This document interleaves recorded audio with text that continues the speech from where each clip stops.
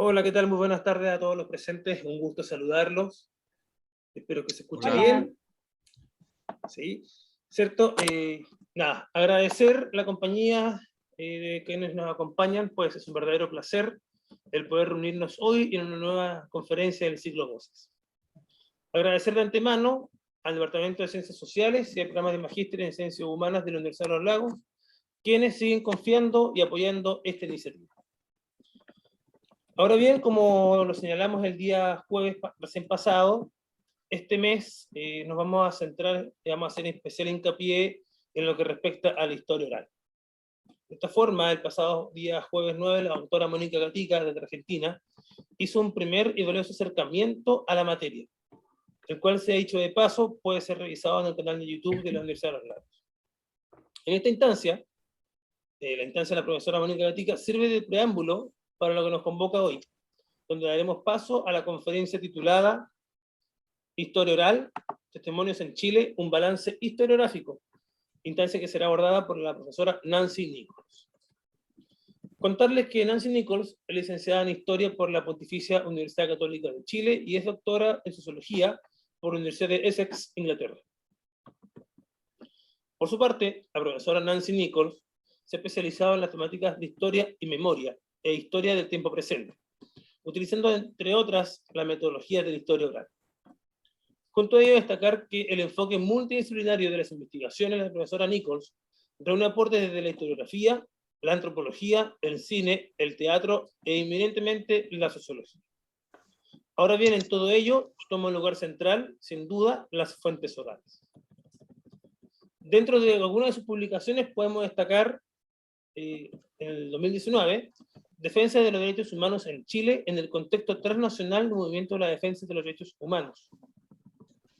También, ¿cierto?, del año 2018, Memoria, Teatro e Historiografía, Aprendizajes y Prácticas Interdisciplinarias.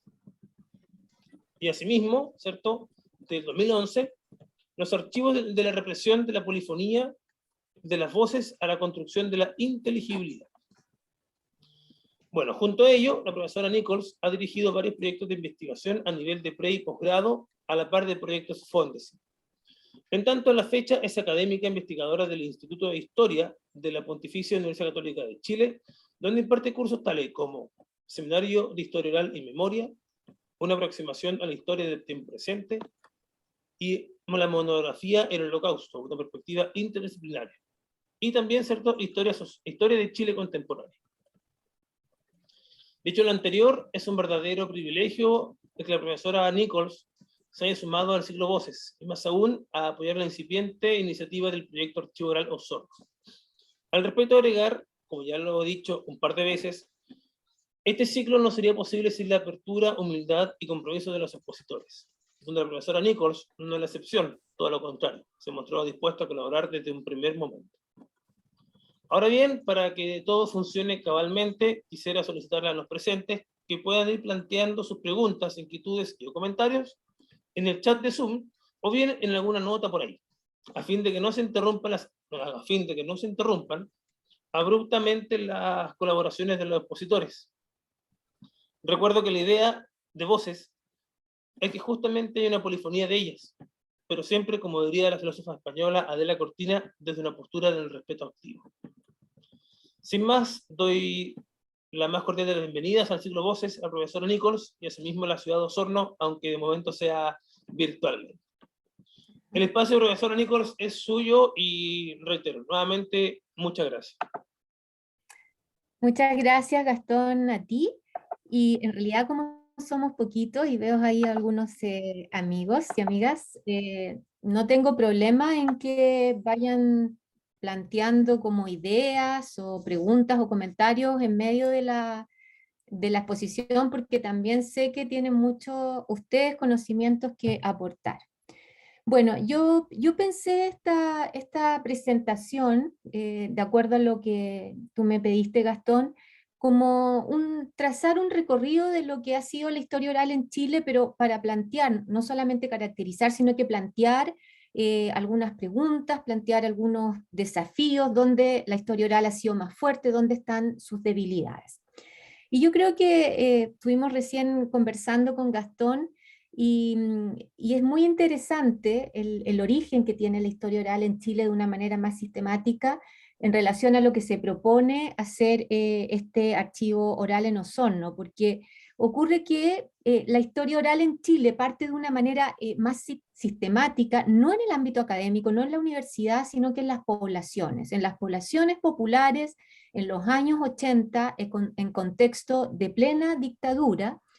Esta historia oral, ¿por qué surge ahí? Porque comenzó a haber un movimiento bien importante que fue impulsado por algunos educadores populares, muchos de ellos eran historiadores, que estaban anclados en distintas ONG, y comenzaron a incentivar, pero en un trabajo conjunto con los propios pobladores y pobladores, las historias locales, ¿no? Que los propios pobladores investigaran en sus hábitats, en sus propias poblaciones, e hicieran un trabajo de historia, viendo cómo habían sido sus orígenes y cómo había sido su desarrollo. Esto es claro para Santiago, para Valparaíso, para Viña del Mar, y yo conozco también historias ancladas más en la ruralidad, pero también de la zona central, pero me imagino que esto también, y tal vez ahí Gastón puede decirme, se ha dado en otras latitudes,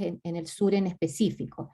Ahora, al estar anclada en las poblaciones, evidentemente se trataba de una historia de los sujetos populares y muy importante, de sujetos que eran marginados en el contexto de los años 80 por su condición de muchas veces jóvenes y además pobladores que, como sabemos, para la dictadura eran sujetos que podían, susceptibles, ¿no?, de ser opositores.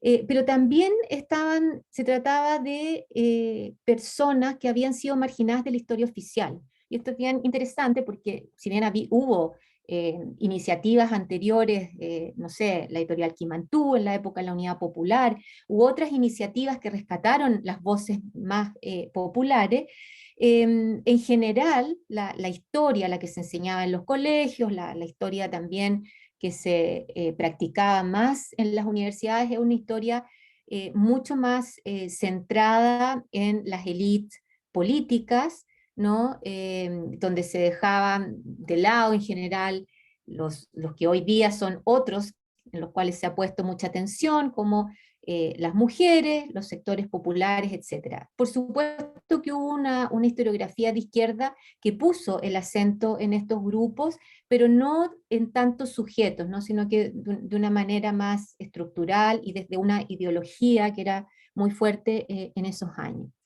Entonces, estas historias locales tienen ese sentido y se partió de una manera tal vez muy artesanal, ¿no? No existía grandes recursos ni teóricos ni metodológicos. La historia oral tiene todo un desarrollo fuera de nuestro país que empezó también de manera más sistemática a mediados del siglo XX. Pero no se conocía mucho acerca de eso, sobre todo porque en ese periodo, digamos por la situación política en la que vivíamos, estamos bastante desconectados de los desarrollos académicos que sucedían en otras partes, en Europa, en Estados Unidos, en el resto de América Latina. Entonces no había tanto soporte teórico ni metodológico, pero se operó desde las premisas de la educación popular. Entonces, me acuerdo que siempre Mario Garcés, que es uno de los grandes impulsores de estas historias locales, contaba que ellos trabajaban con papelógrafos, ¿no? Donde los pobladores reunidos ponían los hitos que les parecían relevantes en las historias de sus hábitats y luego redactaban un texto en conjunto. Es decir, siempre se trató de un trabajo muy horizontal. Los historiadores que estaban ahí estaban para apoyar este trabajo, pero los contenidos, por ejemplo, tenían que salir de los propios pobladores y pobladoras. Ellos definían qué era lo importante. Y yo creo que en ese periodo, esta elaboración de historias locales en Chile tuvo un significado de resistencia contra la dictadura. ¿Por qué? Porque a través de esta indagación en los orígenes de las poblaciones, los pobladores se conectaban con su identidad, como que rearticulaban una identidad que desde la oficialidad, desde el Estado, era una identidad negada, ¿no? Era una identidad perseguida. Entonces ahí había un elemento súper importante para rearticular identidades, y también tenía una dimensión política, sin lugar a dudas, ¿no? Porque incentivó todo el tejido social y organizativo que fue tan importante en el mundo popular y que luego estimuló también lo que se conocerá como las jornadas de protestas populares inauguradas en el año 83. Y creo que aquí también es interesante recalcar que en esta historia oficial de la cual yo les he hablado, que era la que se enseñaba normalmente en los colegios, tomaba a los sujetos populares como sujetos que, no sé, que practicaban el folclore, ¿no? O sea, muy en sentido genérico, o a propósito de determinadas huelgas o manifestaciones, Santa María de Iquique, pero como una masa, no se penetraba en los sujetos sociales, en la capacidad de ellos como actores, como personas con agencia histórica. Entonces, el ejercicio de historias locales permitió también que pobladores y pobladoras se reconocieran a sí mismos como sujetos con historia. Y también esto es algo anecdótico, pero algunos de los historiadores que trabajaron en estas iniciativas de historia local decían que en los talleres muchas veces los comentarios de las personas eran: he descubierto que yo también tengo historia, que yo también puedo incidir en la historia, que la historia no es solo esa historia política de las grandes élites, los grandes personajes, sino que nosotros también podemos hacer historia. Se me viene a la mente el título del libro de Mario Garcés, Constructores de Ciudad, ¿no? Esa capacidad de agencia. No me voy a detener tanto en esto, podría hablarle mucho de las historias locales, un tema súper apasionante, pero algo súper importante creo es que la mayoría de las historias locales se centraron en los orígenes de las poblaciones, y esto uno puede decir, bueno, es como obvio, porque al no haber historias locales hay que comenzar desde cero, ¿no? Entonces, reconstruir, si es por toma, si es una población que fue construida desde el Estado, en fin. Pero ocurre que el momento fundacional pasa a tener mucha importancia. Y en un seminario en los años 90 se discutió, que reunía a muchos autores de historias locales, se discutió este tema. Y se llegó ahí a la conclusión de que se estaba frente a una suerte de mito fundacional. Incluso habían algunos relatos que tenían como ciertos elementos de realismo mágico. Vi nacer una población de 40.000 almas en unos pocos minutos, decía un testimonio, por ejemplo, ¿no? Cuando llegan todos los pobladores a tomarse un terreno y levantan con palos y unos materiales su pequeña casita y ya está la toma lista.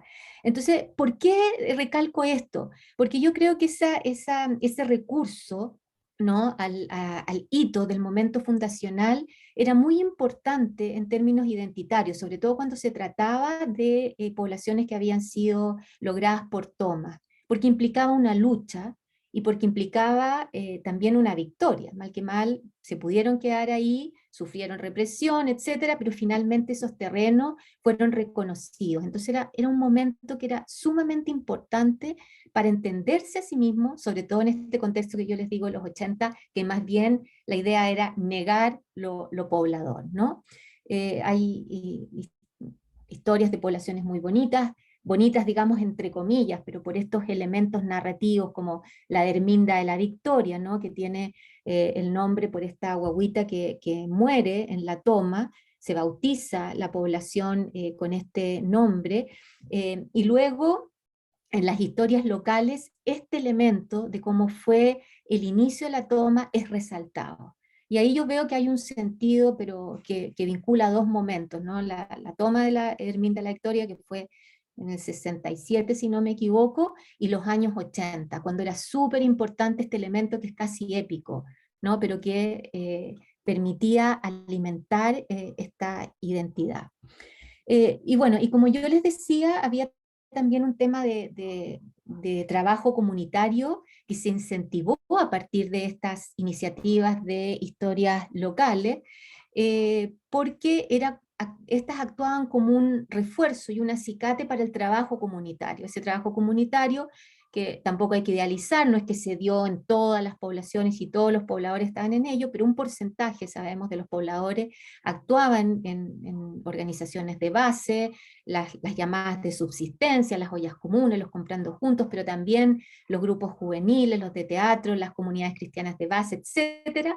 Todo este cúmulo de organizaciones que estaban bajo el alero de la Iglesia Católica, y por lo tanto, como yo también les decía hace un momento, fueron muy importantes como incentivo para la resistencia, en un momento en que los partidos políticos estaban clandestinos, pero ya comenzaban a rearticularse, ¿no? Y se produce como un encuentro entre este tejido social y los partidos políticos, y eso, ¿no es cierto?, da como resultado las movilizaciones de los 80.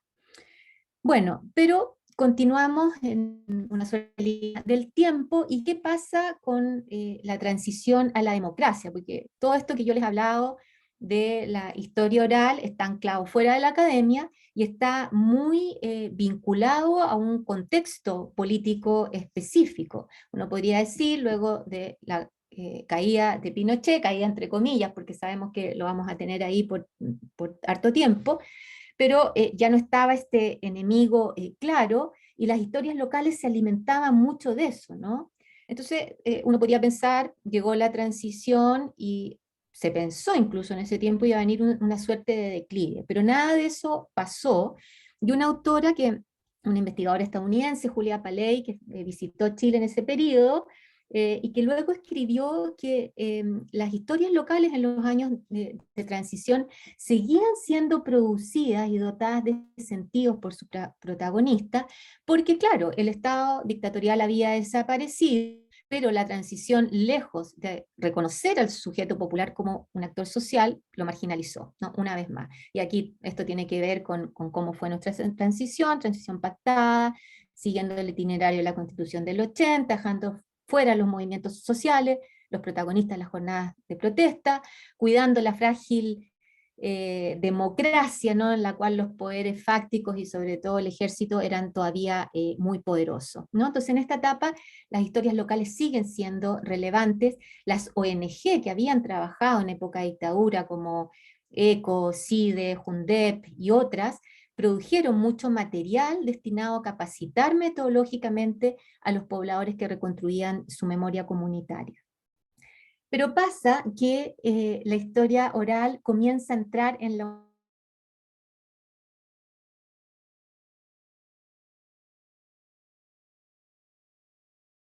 pasó algo muy similar. La historia oral surge fuera de la academia, ¿no? Rescatando también las memorias más locales, la música popular, ¿no?, de mano de antropólogos, etc. Y la universidad un poco más alejada de esta fuente.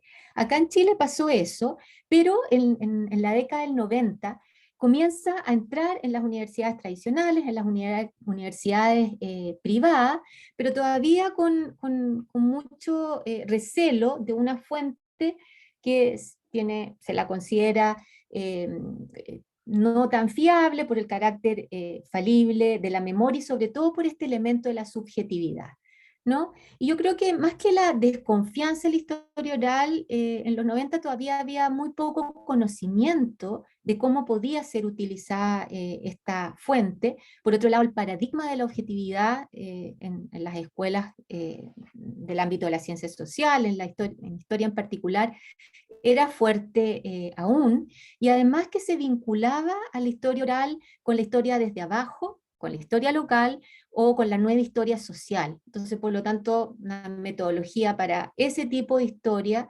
pero no una metodología aplicable a cualquier otra área de la historia.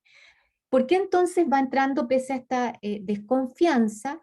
Va entrando porque muchos de los historiadores que habían trabajado con los pobladores entran a ocupar puestos en las universidades chilenas, y por otro lado comienza a haber un número de estudiantes que hacen cursos de doctorado en universidades chilenas o extranjeras o en sus pregrados, y comienzan a alimentarse de esta nueva metodología, y por lo tanto la universidad va entrando en esta dinámica de aceptar la historia oral, ¿no?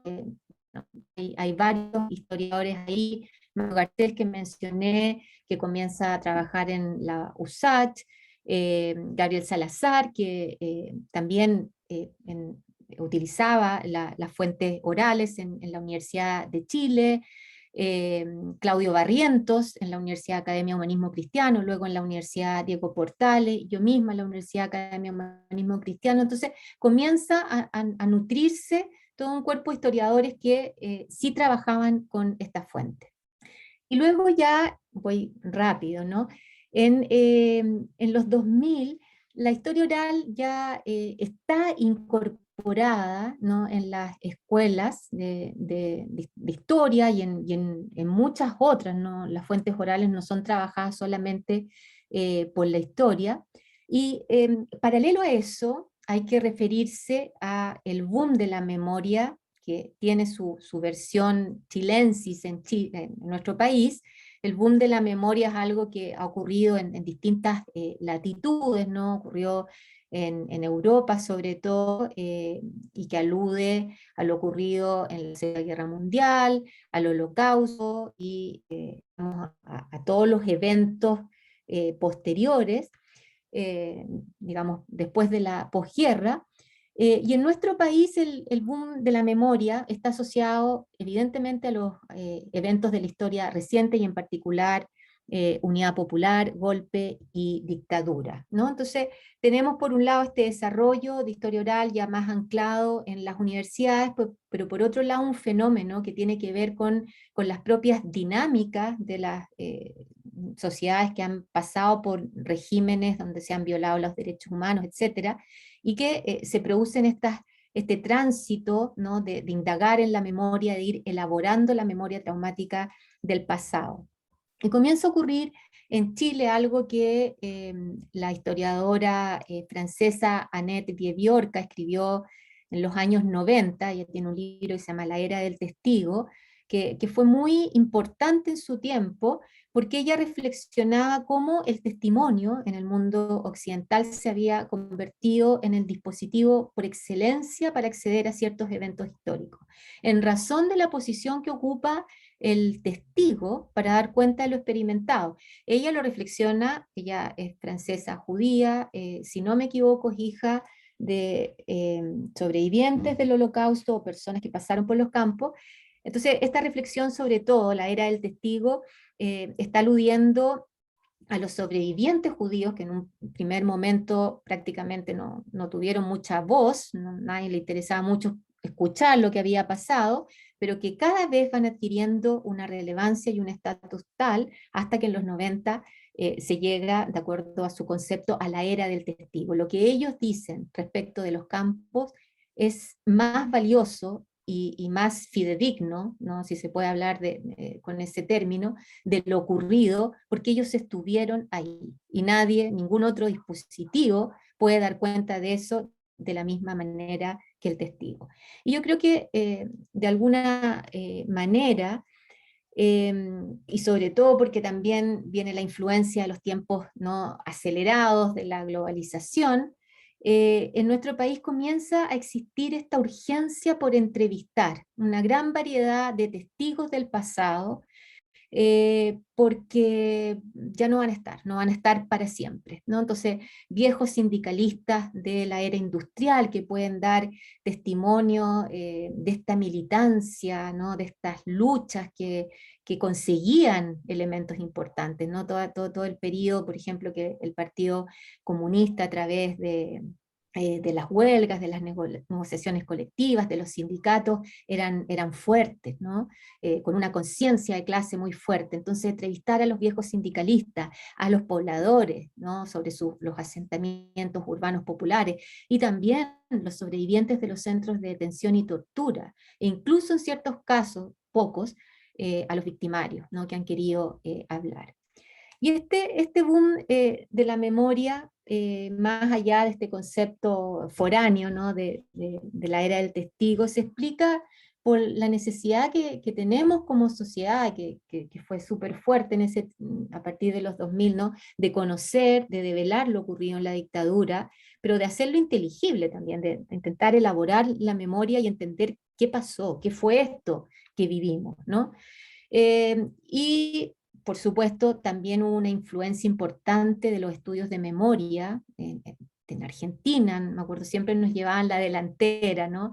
En una serie de teorizaciones y trabajos sobre la memoria, pero también la vasta producción de estudios de la memoria de Europa, ¿no? Y de Estados Unidos, que si bien es específica para sus propios traumas, tiene muchos elementos que han alimentado nuestra propia actividad académica.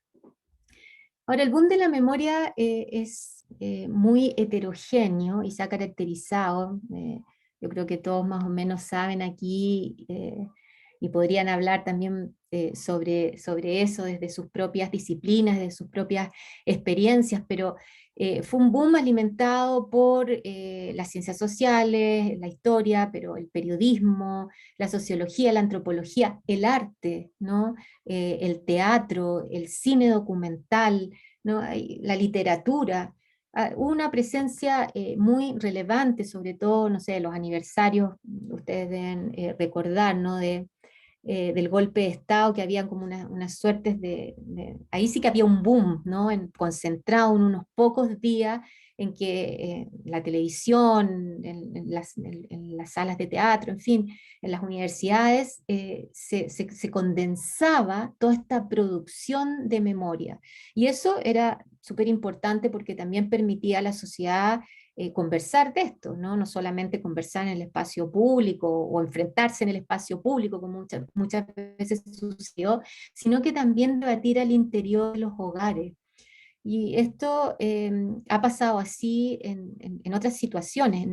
En Alemania, por ejemplo, el tema del holocausto fue tabú por mucho tiempo, y uno de los hitos que hizo que se comenzara a hablar de esto fue la serie Holocausto, que es una serie estadounidense protagonizada por Meryl Streep, eh, que, bueno, es una familia, son dos familias, una familia alemana y una familia judía, tiene varios episodios y van viviendo como todo lo que los judíos vivieron, ¿no? Con el Holocausto.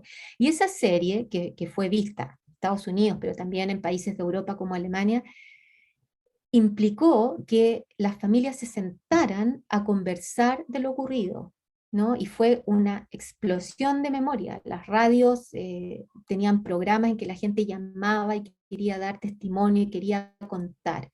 Entonces, qué interesante, porque a veces son estos dispositivos, como más artísticos si se quiere, los que permiten estas expresiones de memoria que muchas veces están contenidas, porque también son traumáticas. Y bueno, en historia oral, y ya como dentro de este marco también de memoria, hay muchas áreas que se han investigado, ¿no? Yo creo que esta compleja zona de la resistencia clandestina, de los grupos armados de izquierda, ha sido un terreno poco visitado. Olga Ruiz ahí hace un trabajo excelente, ¿no?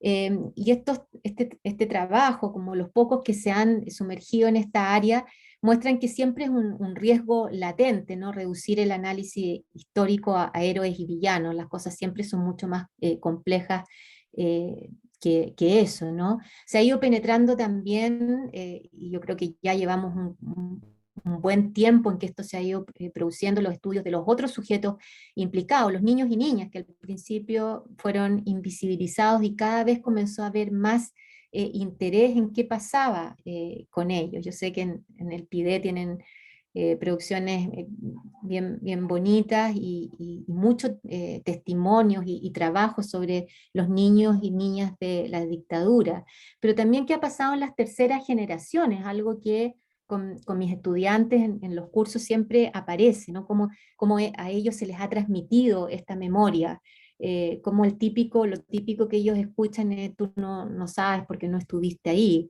y ellos para ellos es algo importante, ¿no? Entonces les carga tú no estuviste ahí, así que no puedes opinar. Pero más allá de eso, los trabajos que han mostrado como la transmisión del trauma, ¿no? A través de generación.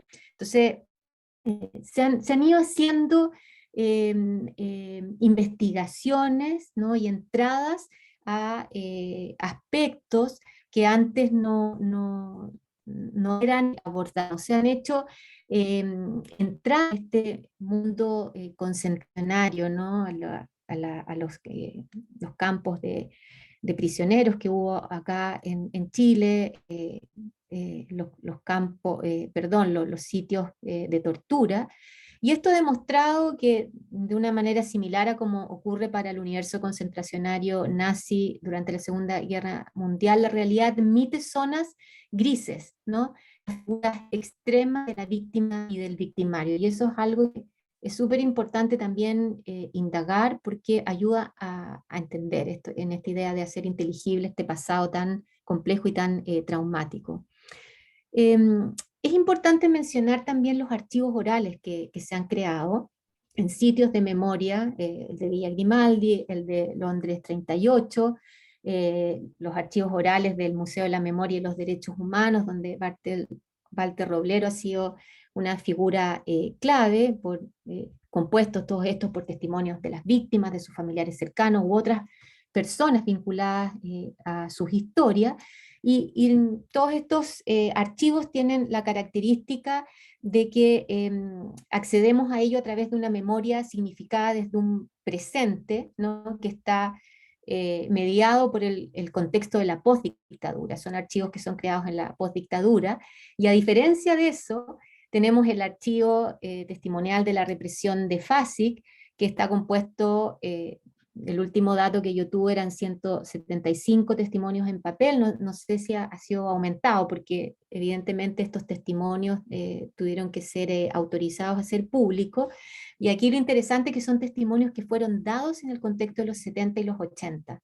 Entonces, podría ser muy interesante una investigación que pudiera cruzar testimonios que están ya hechos desde un presente en que la dictadura terminó, en que han pasado muchas cosas, y testimonios que fueron dados en el momento mismo de los hechos. Y esos, los del FASIC, demuestran, por un lado, los de los 80, por ejemplo, esa pérdida del miedo de la cual se habla, que es una pérdida del miedo, pero entre comillas. Es más que nada, pienso yo, que la gente se atrevió, a pesar del miedo, a salir a protestar y hacer actos de resistencia. Entonces, por un lado muestran eso, pero por otro lado también muestran un discurso muy empoderado y muy anclado en la ideología, ¿no? Ese es como el motor para la lucha. Son testimonios muy interesantes por eso, porque están ahí mismo, en el contexto, cuando las cosas están ocurriendo, cuando no se sabe si la dictadura va a terminar o cuándo, ¿no? Em, bueno, habiendo dicho todo esto, creo que también es importante señalar que las historias locales con las que partí, ¿no? Han continuado teniendo mucha fuerza en distintos ámbitos. em, eh, y aquí yo me acordé, me acuerdo cuando me refiero a este tema de las historias locales y de la vigencia que siguen teniendo, de la historia oral británica, con personajes como Paul Thompson y Rafael Samuel, que incentivaron los talleres locales, ¿no? De la misma manera que ocurrió acá en la dictadura, ellos creían que la historia tenía que ser una historia que pudiera ser hecha por los sujetos comunes y corrientes, y que hablara de sus propias comunidades. En Gran Bretaña, la historia oral nació también, una vez más, de una manera más sistemática, bajo esa idea de que todos pudieran ser historiadores, ¿no? Y de sus propias comunidades. Y Paul Thompson dice algo que es bien interesante, y que yo creo que hace mucho sentido para la experiencia chilena. Él dice, y lo cito entre comillas: la historia oral ciertamente puede ser un medio para transformar tanto el contenido como el propósito de la historia. Puede ser utilizada para modificar el foco de la historia misma y abrir nuevas áreas de investigación. Puede echar abajo barreras entre profesores y estudiantes, entre generaciones, entre las instituciones educacionales y el mundo exterior. Y en la escritura de la historia, sean libros, museos, radio o cine, puede devolverle a la gente que hizo y experimentó la historia un lugar central a través de sus propias palabras. Y esto a mí me gusta mucho porque habla de que la historia oral no es solamente una metodología para, ¿no?, conseguir un fin determinado, analítico, etcétera, sino que también y es algo que los historiadores orales han debatido, etcétera, es una corriente dentro de la historia, ¿no?, que produce estas transformaciones, que puede situarse en estos sujetos subalternos, lo que normalmente se dice, los que no tienen voz, pero no porque no la tengan, sino que porque o no han dejado tanto documento escrito o porque no han tenido la oportunidad de alzar la voz, ¿no? Entonces la historia oral ahí tiene una riqueza muy importante, pero también Thompson habla de estos otros elementos, de una historia oral mucho más democrática, ¿no? Y que no está el profesor aquí arriba con los alumnos aquí abajo aprendiendo, sino que se van nutriendo mutuamente y derriba entonces una serie de barreras. Y yo creo que eso, en cierto modo, por lo menos por cómo partió la historia oral en Chile, es lo que ha ocurrido en nuestro país, ¿no? Y escrituras mucho más transversales y más democráticas. Ahora, yo creo que en este sentido, algo que ha caracterizado el desarrollo de la historia oral es esta continuidad que se le ha dado a esta historia más local o más subalterna. Y aquí yo quisiera destacar el trabajo que hace un historiador de la USACH, Daniel Faure, que él coordina el proyecto Memorias de Chuchunco, y Faure ha desarrollado una metodología en esta universidad, en cursos de aprendizaje más servicio, en que los estudiantes del departamento de historia, sean de pregrado o de posgrado, se involucran con las organizaciones sociales y los vecinos de la población Los Nogales, ¿no? Entonces, de la misma forma que ocurría con los talleres de historia local de los 80, el conocimiento se va generando en conjunto entre los pobladores, los estudiantes y los profesionales, pero a partir de las problemáticas y las necesidades que los propios vecinos y vecinas planteen. Entonces aquí de nuevo esta idea de un trabajo colaborativo, horizontal. Y también quisiera destacar todo el trabajo que ha realizado Memorias del siglo XX, no sé si Nico está por ahí todavía, de la ex TIVAM, que hoy es el Servicio Nacional de Patrimonio Cultural, que lleva un largo recorrido en la producción de memoria desde las comunidades y las localidades de todo el país. O sea, no solamente Santiago, tenemos siempre este problema del centralismo, sino que aquí se ha involucrado a muchas comunidades de nuestro país preguntando por temas que tienen que ver con las vivencias y las experiencias de la vida cotidiana y también de los eventos, los terremotos, por ejemplo. Entonces, ahí hay un trabajo de mucha riqueza persistente en el tiempo y hay que pensar que estos archivos no solamente quedan para futuras investigaciones, entonces tienen una riqueza muy, muy importante. Bueno, yo creo que la historia reciente en Chile ha comenzado ya en un momento en que estamos a entenderse en esta doble dimensión de historia y memoria, ¿no? Dejando en evidencia que hay amplias capas de la historia que son accesibles a través del testimonio oral. Enzo Traverso, este historiador italiano, lo dice de una manera muy poética, no lo puedo parafrasear ahora del mismo modo, pero en el fondo lo que él quiere transmitir es que una historia que no incluya a los testigos es una historia que le falta algo, ¿no? Él lo ejemplifica, eh, da varios ejemplos, pero uno que a mí siempre me quedó muy fuertemente es el de cómo para un historiador la foto de del campo, del campo de concentración o de la llegada a Auschwitz, ¿no? De manera más específica le puede decir muchas cosas, pero al testigo esa foto le va a incentivar una memoria de olores, ¿no? No sé, de una serie de elementos sensoriales, de sensaciones y de experiencias muy profundas. Y si no contamos con ese testimonio, nos quedamos solamente con el análisis más desde afuera. Entonces, ¿cómo el testimonio oral puede enriquecer una investigación histórica?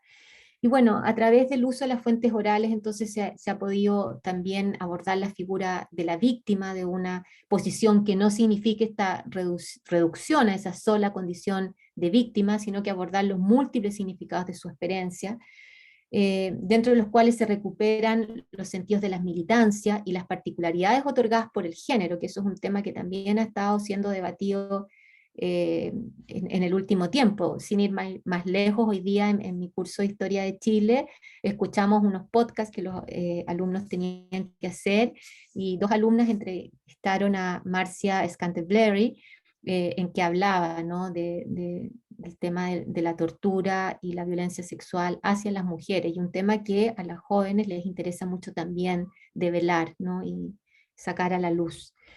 Y también a través de la historia oral y en relación a estas militancias se ha podido ver el lugar del heroísmo y la traición, ¿no?, como estudia Olga Ruiz, a quien también pudimos escuchar en este ciclo de ponencia. Igualmente, yo les mencionaba hace un momento esta posible entrada al universo concentracionario, ¿no? Sabemos poco de eso, lo sabemos más por las víctimas que por los victimarios, pero también a través de la historia oral hemos podido entender que, como yo les decía, no se trata de blanco y negro, sino que a veces hay grises, y tal vez como lo estableció Primo Levi a propósito de Auschwitz, la realidad admite esas tonalidades, ¿no? Porque en el caso eh, chileno están estas figuras grises, ¿no? Están, por supuesto, está el victimario, están los civiles profesionales que colaboraron con la maquinaria de represión, pero también hay unos pocos subalternos o conscriptos que tuvieron gestos humanitarios hacia las víctimas, ¿no? Ahí hay unos pequeños grises, aunque sean grupos muy, muy concretos y muy reducidos, y que no tengan nada que ver con estos victimarios atroces que sabemos que son la mayoría. Para ir ya como cerrando, creo que hoy en día la historia oral en Chile se utiliza ampliamente en la academia, también fuera de ella. No es totalmente aún, diría yo, aceptada y legitimada. Todavía persiste esta idea de la fuente poco fiable, el prejuicio. Hablaba también con mis alumnos de este seminario de historia oral, y me decían que a veces conversando con otros alumnos que no están en ese ramo, dicen, pero bueno, si el seminario al final, ¿de qué se trata? De hacer entrevistas nomás, ¿no? Entonces, sí, en el fondo sí, es hacer entrevistas nomás, pero es mucho más que eso, hay toda una reflexión súper interesante de memoria, etcétera. Por lo tanto, es más. Y eh, ¿te querías decir algo? Ya, pero igual están bienvenidos a hacer comentarios.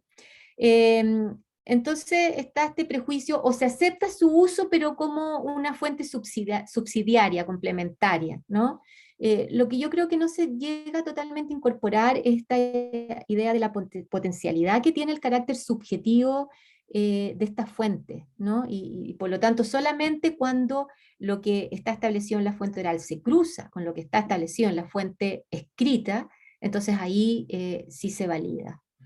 Y claro, el tema de la subjetividad es el que otorga grandes posibilidades al oficio del historiador, porque a través de esa se puede acceder a los sentidos que las personas dan a las experiencias, ¿no?, históricas, a las representaciones, a los simbolismos, a las utopías, los sueños de la gente, como en la línea de lo que estudia Alessandro Portelli. En estos testimonios del FASIC, por ejemplo, yo me encontré con varios que hablaban de cómo en los años 80, no sé si ustedes saben de esto que ocurrió, de que hubo una operación de inteligencia de la dictadura que comenzó a echar a correr el rumor de que unas poblaciones iban a ser atacadas por otras, ¿no? Entonces este rumor se echó a correr en varias poblaciones en el año 83, comenzaron a haber ruidos de sirenas y apagones, etcétera, y los pobladores entraron en un estado de crisis, ¿no?, de psicosis colectiva, porque pensaban que turbas iban a venir a quemarles sus casas. Y esto lo sabemos gracias a los testimonios, ¿no? Entonces, claro, se pueden estudiar los sueños colectivos y también yo digo las pesadillas colectivas, porque para ellos fueron realmente momentos muy dramáticos en que pensaban que les iban a incendiar las casas, que les iban a cortar las mangueras, por lo tanto no iban a poder hacer nada, que los niños iban a sufrir con esto, hasta que se dieron cuenta que nada pasaba y que aquí no se trataba de un evento que realmente iba a suceder, sino que había algo más, ¿no?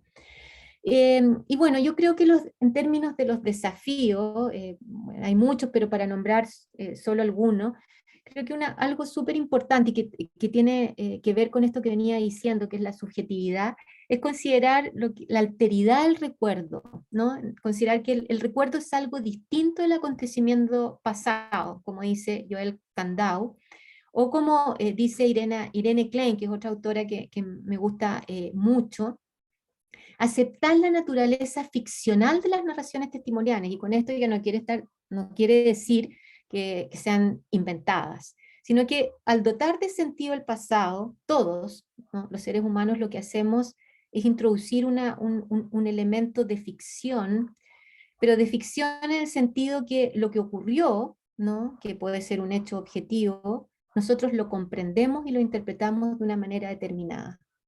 Y eso yo creo que es un desafío, porque normalmente la fuente oral se ocupa con valor de prueba de un argumento que ya está establecido, o sea, como que ejemplifica, pero no penetramos en todo lo que significa esta alteridad del recuerdo. Y lo otro que me parece que es un desafío muy interesante es acceder a lo que Portelli dice, la oralidad de las fuentes orales y la narratividad de las fuentes orales, porque esto sobre todo cuando las entrevistas son hechas en formato audiovisual, podemos ver a las personas, ¿no? Y aquí otra cita de Alejandro Baer, que dice, retornar a la imagen creíble, la del testigo, la del rostro del hombre y la mujer que cuentan su historia.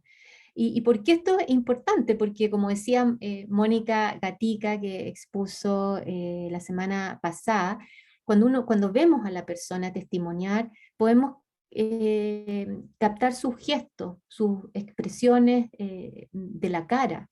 Lo que Mónica decía, estos silencios, ¿no? Estos silencios que no solamente son silencios porque se nos agotó el recuerdo de lo que queríamos hablar, sino que porque tienen otro significado, porque la experiencia a veces es muy traumática, o porque estamos como elaborando en el momento. Entonces, ¿cómo interpretar también esos silencios? Yo creo que ahí hay un terreno de mucha riqueza.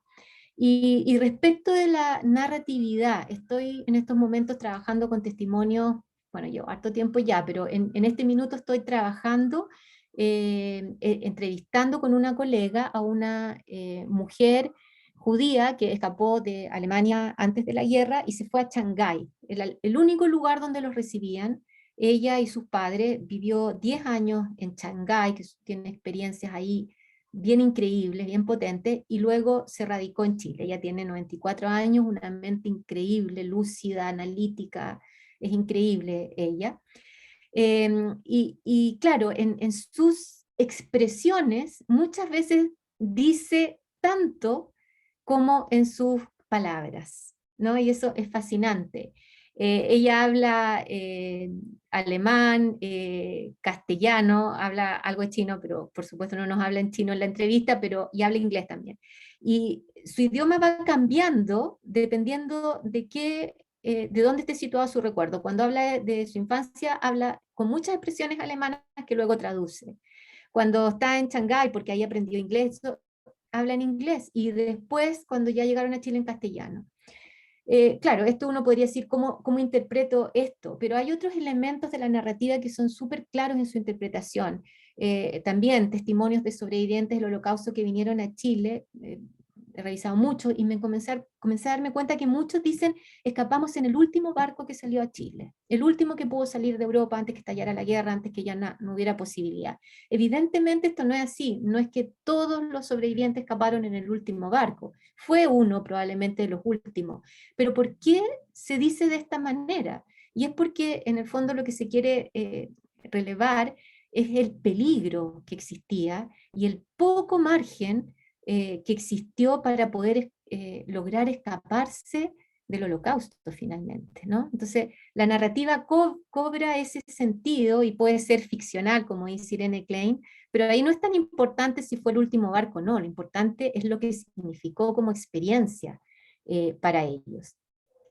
También, como en otro ejemplo, puedo relatar la entrevista en un trabajo que hicimos con dos colegas sobre niños en poblaciones en la dictadura, y me tocó entrevistar, ya adulto, ¿no? A un poblador de Nueva La Habana, y al inicio él fue muy formal, con un lenguaje también muy formal, y a medida que nos íbamos introduciendo en el relato, su estilo de narrar y su lenguaje dejó de ser formal y se fue volviendo más coloquial y más popular. Entonces, como dice Portelli, lo cito entre comillas, muchos narradores pasan de un tipo de ritmo a otro dentro de la misma entrevista a medida que cambia su actitud hacia los temas que están tratando. Aquí no era el ritmo, era como el estilo de narrar. Y claro, cuando se metía en sus historias de infancia, eh, era su vida cotidiana, entonces surgía su verdadero como lenguaje o el lenguaje de ese periodo.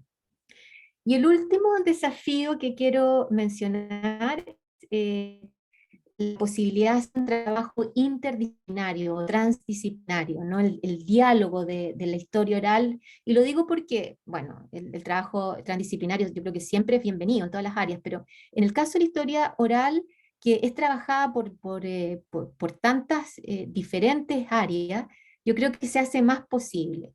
Y aquí brevemente, y con esto ya sí que termino, cuento esta experiencia de trabajo con dos colegas de la Escuela de Teatro de la Católica, que fue un trabajo que hicimos hace mucho tiempo, entrevistando adultos, pero que hablaban de su niñez en dictadura en dos momentos, el golpe de Estado y las protestas, y el material sirvió para una puesta en escena de una obra experimental que se llamó Pajarito Nuevo la lleva, y que fue bien experimental, pero muy interesante porque la gente entraba a ver esta obra con un par de audífonos y escuchaban fragmentos de los testimonios mientras estaban viendo lo que pasaba en escena.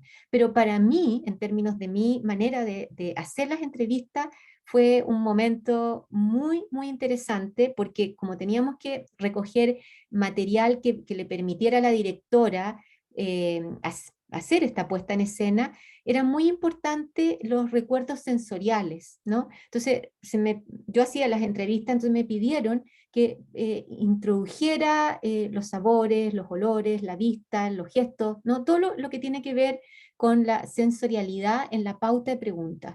Y yo le preguntaba a la gente por un color, por un olor, por un gesto de su niñez. Y uno podría decir, chuta, la gente va a quedar así, no va a poder responder inmediatamente. Respondían inmediatamente. Y las respuestas eran fascinantes. Este mismo Roberto, poblador del Nuevo La Habana, yo le preguntaba que definiera su niñez con un gesto y él respondió inmediatamente, cara de asustada, estoy citando entre comillas, mi hermana recuerdo, pero muy asustada, ella de haber tenido 17 años para el golpe. Y está hablando del momento del golpe, ¿no? Pero, ¿por qué era interesante esta metodología? Porque después de definir el gesto, en este caso la cara, o, explicaba por qué. Y él decía que tenía tanto miedo para el golpe que se orinaba cuando escuchaba balazo, pero pues dice, este miedo quedó ahí. Él nunca lo elaboró, nunca lo conversó, nunca fue explicado. Y comillas, dice, no recuerdo que mi familia me haya tomado, mimado, me haya acurrucado. Sentía la protección del punto de vista que yo no salía a la calle, pero no recuerdo, eso quedó ahí. Entonces, fue la pregunta por el gesto lo que dio lugar a una reflexión posterior, donde lo sensorial se conecta con lo emocional, ¿no? Entonces, a mi modo de ver, la memoria sensorial hace posible leer las huellas de las vivencias experimentadas. Se lee más entre líneas, pero aquello que no es totalmente consciente o no totalmente comprendido ni elaborado. En otro momento le preguntaba también una pobladora mujer que había sido niña, que me definiera con un color su niñez, y dijo naranja. ¿Y por qué? Porque es la puesta de sol que vi cuando nos llevaron a la playa, que no la conocía. En dos oportunidades la población se organizó un viaje a la playa, esto era en los 80. Entonces ahí también se revelaba algo súper importante, que era toda la niñez en las poblaciones bajo dictadura, que no tenían posibilidades. Entonces el ir a la playa era algo, ¿no?, un hito, una cosa muy, muy, muy importante. Bueno, tenía algunas otras cosas, pero yo creo así como cierre, es importante que señalar que aún restan muchas historias de nuestro pasado que no han sido contadas, y hablando con Gastón al principio, claro, tenemos la dictadura que sin lugar a dudas hay elementos que necesitan ser develados, la forma como se vivió la dictadura en las provincias. Yo creo que ahí hay muchos elementos que aún no han sido conocidos, pero también está todo lo que viene después, y cada localidad tiene sus propios nudos problemáticos. Y bueno, y sin ir más lejos, tenemos estallido social y tenemos pandemia, y ahí también creo que la historia oral es una herramienta muy valiosa para poder acceder a estos conocimientos. Y creo también que porque esta historia oral en Chile surge de los sectores locales y poblacionales, y ahí hago un mea culpa, también creo que es importante esta conexión entre el mundo de la academia, lo que se hace en la academia, con lo que se hacen en las iniciativas de la sociedad civil, lo que hacen las instituciones, ¿no? Lo que hace el museo, los sitios de memoria, la memorias del siglo XX. Yo creo que ahí esa conexión falta. Nosotros tuvimos por un tiempo una red de historia oral que ha estado ahora hace tiempo no en funcionamiento, pero yo creo que es algo necesario, porque ahí nos nutríamos, hicimos algunas actividades como en el espacio público, pero también nos nutríamos de lo que cada uno de estos diferentes ámbitos hace, y eso siempre es enriquecedor. Bueno, aquí me quedo. Muchas gracias. Profesora, muchas gracias por su notable presentación, su capacidad de síntesis maravillosa, porque respecto a lo que estamos hablando podemos hablar horas y horas, días y días, semanas y semanas, porque son temas inagotables, y más aún porque son temas que están abiertos. Y yo creo que justamente, ¿cierto?, la iniciativa del proyecto Archivo Oral Osorno va en esa línea. De no cerrar los temas, de no zanjar temas, sino que darle espacio a una mayor apertura. ¿Ya? De diálogo ciudadano. De hecho, la iniciativa surge pensada como un puente que logra intercalar las ideas de la academia con las ideas de la ciudadanía. ¿Ya? Que finalmente hay instancias de ese tipo, pero son bastante itinerantes y parciales. Entonces el proyecto busca justamente aglutinar esos dos mundos. Son dos mundos finalmente, queramos o no queramos. Son dos mundos totalmente distintos que muchas veces no conversan o no dialogan solamente por la falta de espacios. El profesor Ricardo Paredes agradecía muy significativamente su presentación, profesora. Él es profesor de acá de un liceo de Osorno. Profe, muchas gracias por la participación. Y Nicolás Holloway tenía un par de preguntas, así que Nicolás, por favor, adelante. Muchas gracias, Gastón, de nuevo por el interesante ciclo que has organizado y por toda la energía puesta en este futuro archivo oral, en este proyecto de archivo oral. Y agradecer a Nancy por la iluminadora de su exposición, en el fondo, que nos trae la trayectoria de la historia oral en nuestra región chilena. Y obviamente al escucharte, Nancy, y conociendo un poquito de tus trabajos, y bueno, habiendo sido parte de esta red que creo que debemos retomar, como que urge, y con Gastón es como un aliciente, creo, para tener una presencia regional que también ahora la virtualidad nos permitiría reunirnos en Zoom. Así que yo creo que estamos demandados a hacernos algunos tiempos para poder volver a converger, que eran espacios muy nutritivos y provechosos en lo personal y académico. Y Nancy, me surgieron muchas preguntas en el fondo, o comentarios, o reflexión a partir de lo que expusiste, y que lo traté de anudar en 5 preguntas, que no espero que las respondas todas, pero que al menos las conversemos. Primero, de los orígenes. Y obviamente sin desmerecer el aporte gigantesco de la educación popular, Mario Garcés, en fin, ¿por qué no buscar otro origen, en el fondo? Que nos lleve, por ejemplo, la tradición oral en comunidades mapuche. La historia se teje al calor del fogón, del mate, y es la oralidad antes que la escritura la que cuenta nuestra historia. Yo creo que ahí hay temas que uno podría problematizarse desde lo propio colonial que somos cada quien en el fondo, y de los marcos de nuestro pensamiento racional occidental o, no sé, europeo, eurocentrista. Pero, ¿por qué los orígenes en los 80 y no desde la tradición prehispánica? Esa es una primera pregunta. Lo segundo, del cambio que tú comentas en los 90, en el fondo, que gana y que pierde la historia oral al institucionalizarse. Y tal vez, para no hacerlo en esta lógica binaria del ganar y perder, en el fondo, que permanece y que cambia con el ingreso de la historia oral a las universidades o a instituciones tipo museo, los que comentaste tú, la Villa, Londres, la del Museo de la Memoria, y el mismo espacio donde yo trabajo.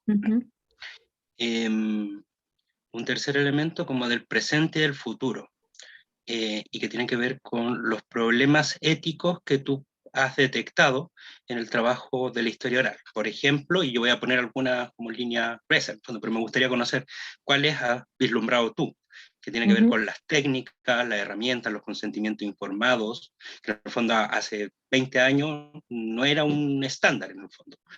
Pero hoy tenemos esos mismos testimonios siendo rehusados a veces por historiadores. Entonces yo creo que los derechos de uso, los derechos de protección de datos personales o sensibles, el derecho al olvido, que como derecho no está instituido, pero que también se ha discutido, y en Argentina también nos llevan un poco a la delantera, en el fondo, con el derecho a la no revictimización en algunos casos, y obviamente que esto no es para proteger a los victimarios, sino que es para no revictimizar a las víctimas. Y los silencios, como decía la colega argentina la semana pasada, en fin, que lo ha trabajado Yelin, Ludmila da Silva, etc. Pero bueno, hay un tema con lo ético en el fondo, porque también está, tú lo dices, lo teórico, lo metodológico, pero yo creo que también lo ético es parte constitutiva de la historia oral.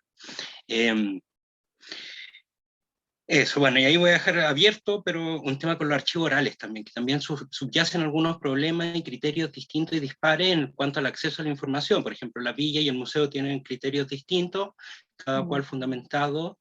Memoria del siglo XX tiene su otro criterio, en fin, yo creo que también hay una necesaria reflexión en torno a eso.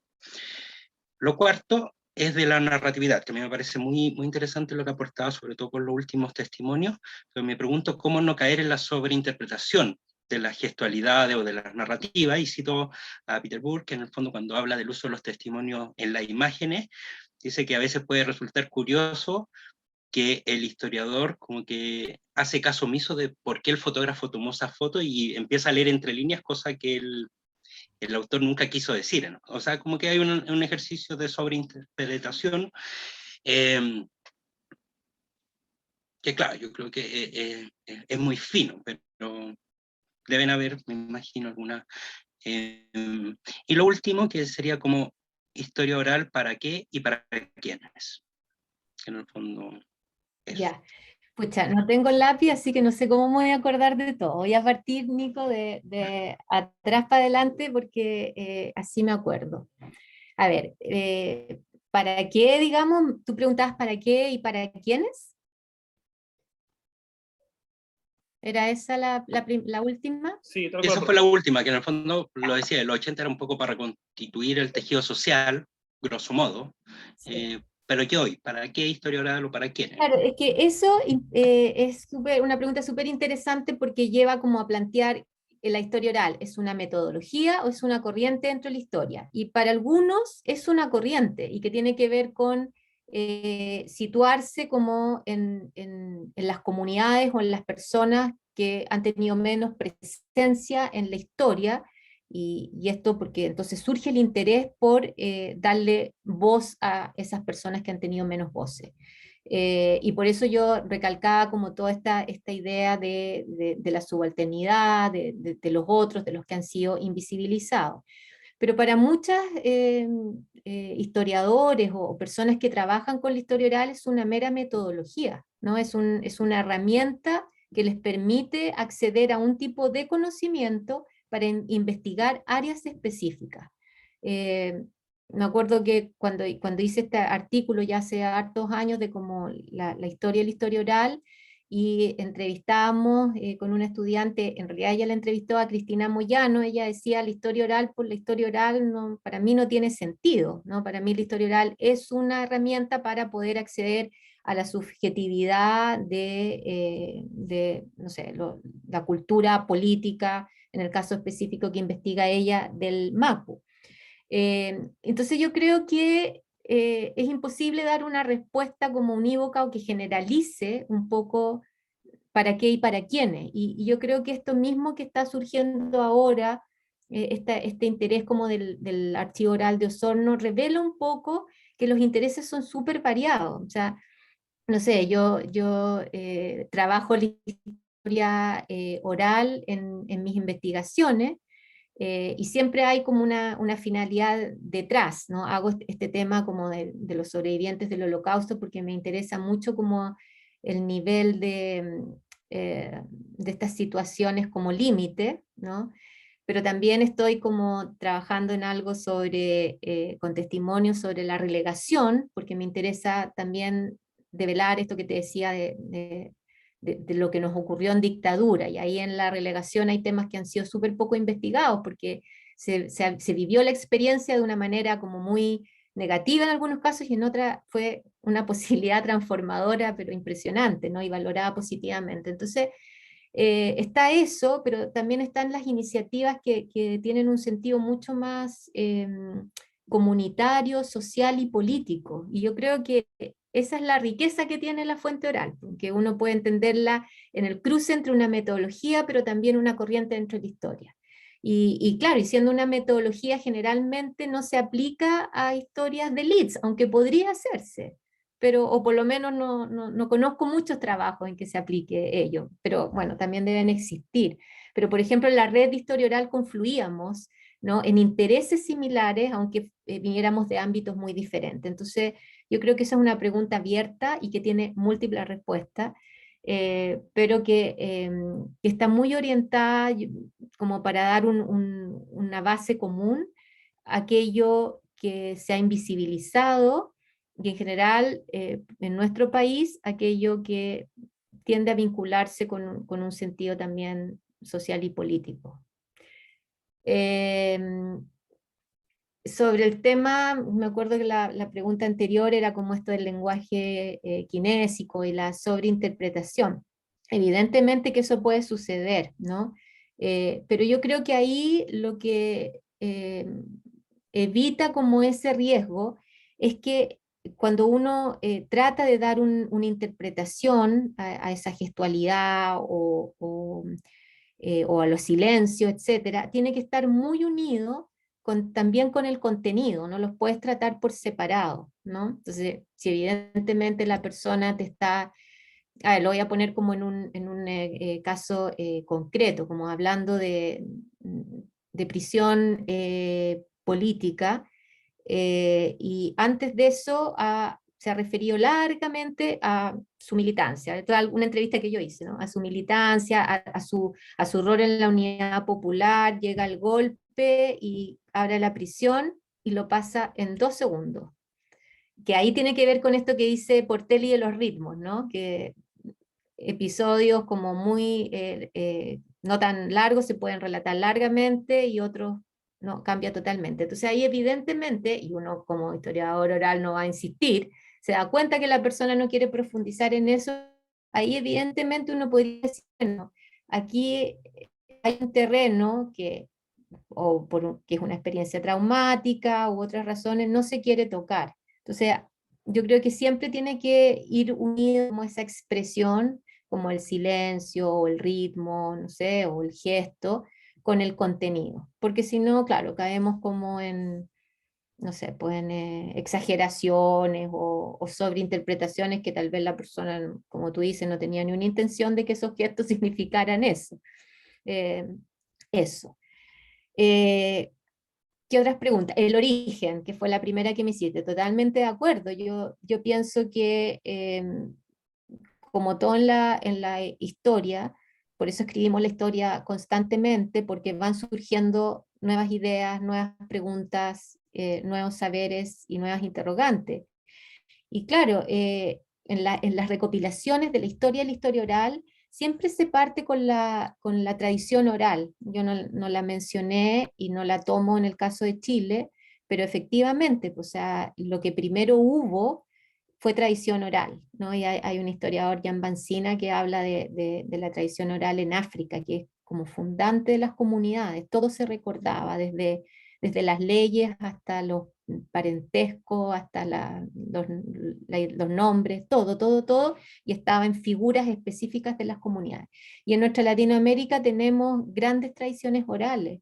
Entonces, yo creo que el tema que tú dices, ¿por qué no hacerlo en la tradición de nuestros pueblos originarios y particularmente mapuche? Por supuesto. Y tal vez la iniciativa debiera partir del propio pueblo mapuche, ¿no? Porque también alguna vez escuché que en algún coloquio o algo, que las formas de recordar incluso eran distintas. O sea, las formas de recordar y de narrar son distintas, y son distintas de acuerdo a cada cultura. Lo- los, los- no se dicen esquimales ahora, pero no recuerdo el nombre correcto, ¿no? Pero ellos parten, cuando se les pregunta por sus orígenes, ellos parten hablando de sus ancestros, no de ellos mismos. Y en la cultura occidental nosotros hablamos, bueno, yo nací y tal, y después tal vez menciono a mis padres, pero ellos parten con los ancestros. Entonces, por eso las formas de memoria también son distintas, y estoy totalmente de acuerdo contigo que incorporar eso sería una riqueza muy grande a la historia oral. ¿Qué más me preguntaste, Nico? Eh, del cambio, que gana, que pierde o que Ah, permanece, que cambia, y de los desafíos éticos, ¿no? em, bueno, normalmente cuando se institucionalizan los saberes, existe como el riesgo de que pierdan la espontaneidad o se puedan rigidizar, pero yo creo que aquí ha pasado esto, que se ha mantenido este desarrollo fuera de la academia, no es como que la academia lo cooptó, porque por ejemplo este caso que yo pongo de Daniel Faure, él está anclado en una institución, en la Universidad de Lausach, pero este trabajo que hace, como llevando la universidad fuera, eh, habla precisamente de que no hay como una cooptación, sino que al revés, hay como un trabajo colaborativo. Entonces, yo pienso que pienso más en las ganancias, porque creo que se ha divulgado entre las generaciones jóvenes la historia oral. Hay muchos trabajos de estudiantes que ocupan las fuentes orales sin haber pasado por cursos específicamente que se hable esas fuentes, pero se dan cuenta que tienen que entrevistar a gente, y que ahí puede haber mucha ganancia para sus propios proyectos. Eh, la creación de archivos yo lo veo siempre como una ganancia, aunque por supuesto están las problemáticas que tú dices, y eso daría para un debate súper grande, todo el debate ético. Como tú dices, hoy en día no se puede publicar una entrevista sin el consentimiento informado. Y cada vez son más complejos, en las universidades hay comités éticos que tienen que revisar estos, que tienen que tener ciertos elementos, la cadena de custodia, o sea, es todo una cuestión mucho más compleja que cuando, no sé, yo empecé a hacer mi historia, mis entrevistas, ni siquiera tenía consentimiento informado. Entonces, claro, y está el tema también en los archivos orales de la difusión, de qué se difunde. Se puede difundir el conjunto de la entrevista que toca temas súper personales, súper complejos, o solamente un fragmento, hay que ir a escucharlo allá.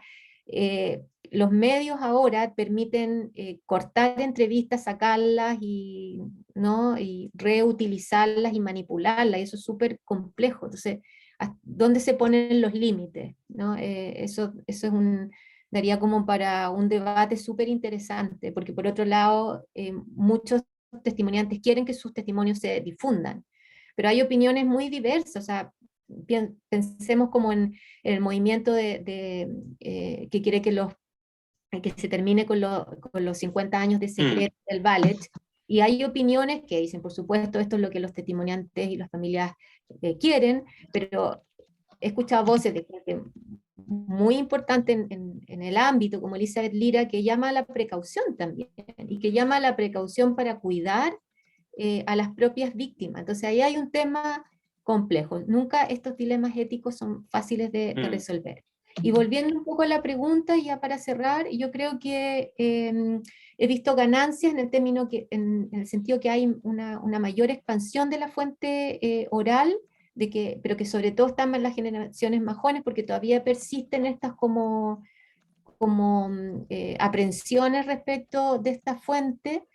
Y más que, yo creo que el problema que yo veo es en la conexión, porque cuando pasa a formar parte de las instituciones y se vuelve demasiado académico, uno pierde como ese vínculo con las comunidades. Y yo igual partí haciendo historias locales en ECO y todo, y ahora estoy haciendo cosas que son más de investigación. Entonces, por eso digo que hablaba del mea culpa, porque la red también era una posibilidad de vincularse con esos otros saberes y de poder hacer eh, cuestiones que eran más para la comunidad. Por ejemplo, le mencionaba a Gastón que con el Walter hicimos talleres de metodología de historia oral gratuitos para la gente que le interesaba.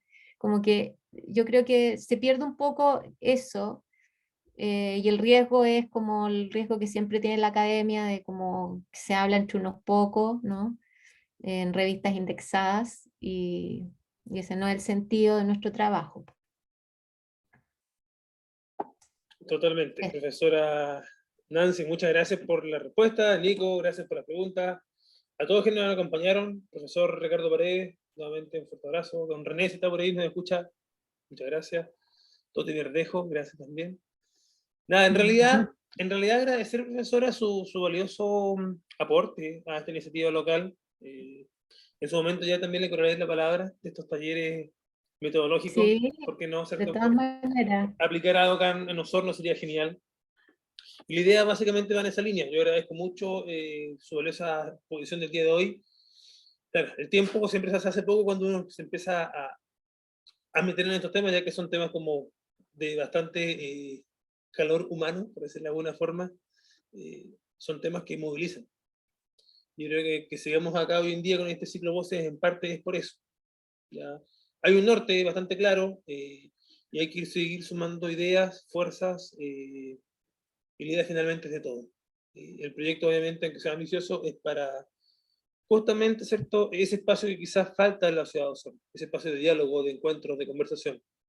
Así que, profesora Nancy Nichols, un verdadero agrado, placer el estar con usted hoy en día acá en este espacio de Ciclo Voces. Y a todos quienes nos acompañan, recordarle que el próximo lunes 20, ¿cierto?, nos acompaña la profesora Jimena Po Figueroa, ¿cierto? Si no me equivoco, es así el nombre. Ella, ¿cierto?, es profesora de la Universidad de Chile. Jimena Po Figueroa, ¿cierto?, es parte del Instituto de Comunicación e Imagen de la Universidad de Chile. Y ella juntamente nos va a hablar sobre comunicación, imagen y discurso. Así que estamos en contacto, nos vemos el próximo lunes. Esperemos que tengamos un buen resto de semana y buen fin de semana. Muchas gracias y un buen retorno. Gracias, Nancy. Gracias, Gastón. Chao, Nico. Chao, Toti. Chao. Chao, muchas gracias.